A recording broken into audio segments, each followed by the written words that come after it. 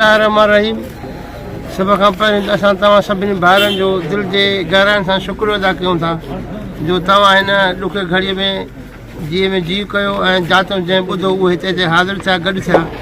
इन सां जमात जो बिरादरीअ जो मान मथां थियो आहे ऐं असां ज़िले सखर जे जनरल सेक्रेटरी साहिबु हज़रत हाफ़िज़ अब्दुल हमीद साहिबु ऐं मौलाना मोहम्मद साले साहिबु जन जा बि न्याय ते थोराता आहियूं। जन बि जमात खे चयो ऐं पाण बि जेका वक़्तु कढी कारी अब्दुल गफ़ार साहिबु ऐं ज़िले रोड़ी तालुके जा जनरल सेक्रेटरी इन सभिनी जा असां शुक्रगुज़ार आहियूं जन असां सां पूरो मुकमल सहकार कयो ऐं पंहिंजो ई कमु सम्झूं। जेसिताईं कमु मुकमल थियो तेसिताईं असां सां हिते वेठा रहिया।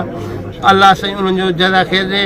ऐं उन सां गॾु असां अलामा राशिद महमूद सूर साहिबु क़ाइद सिंध जा बि निहायत शुक्रगुज़ार आहियूं जेके जेको मुसलसिल राब्ते में रहिया फ़ोन ते ऐं जेको बि असां आख़िरी डिसीशन कयोसीं उहो साईं जन खे ॿुधाए करे उनजे मशवरे सां जेको असां उहो फ़ैसिलो कयो आहे उहा साईं ज़ुबैर साहिबु जन आहिनि उनजे वारसनि में अलहमदुलिल्लाह सभिनी जी सलाह सां इहो तइ थियो त फ़ैसिलो रखियो वञे।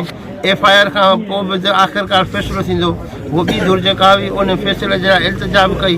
ऑफिसरनि साहिबान बि जेको आहे तमामु घणो जेको आहे इल्तिजा जे नमूने सां चयो तंहिंजे करे सभिनी खे मान ॾींदे ऐं दरगाह आलिया दरगाह पीर जो ॻोठु उनखे बि मान ॾींदे असां इहो कयोसीं त सईद मोहम्मद राशिदी साहिब जन जे हवाले फ़ैसिलो कयूं था पोइ उहो फ़ैसिलो पाण कनि या जेको आहे ॿिए कंहिं ॾे रिफर कनि पर इहो असां दरगाह शरीफ़ खे मान ॾिनोसीं त असांजो बि जीअं हुननि जो ॿियनि जो आहे असांजो बि ईअं ई जीअं दरगाह शरीफ़ आहे ऐं असांजी जमात बि उनजी इज़त करे थी।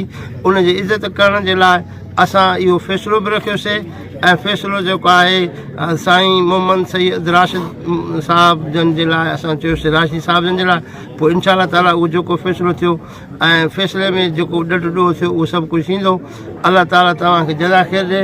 असां हिकु भेरो ॿीहर तव्हां सभिनी जा शुक्रगुज़ार आहियूं मौलाना साईं हाफ़िज़ ज़ुबैर साहिब जे तरफ़ां बि जमात जे तरफ़ां बि असां सभिनी तव्हांजो शुक्र अदा कयूं। अलाह साईं तव्हांखे जज़ा ख़ैर ॾे। अलाह तबारक व ताला तव्हां असांजो हामी नासिर आहे। आख़िर दवाना अल्हम्दुलिल्लाह। साईं दुआ तव्हां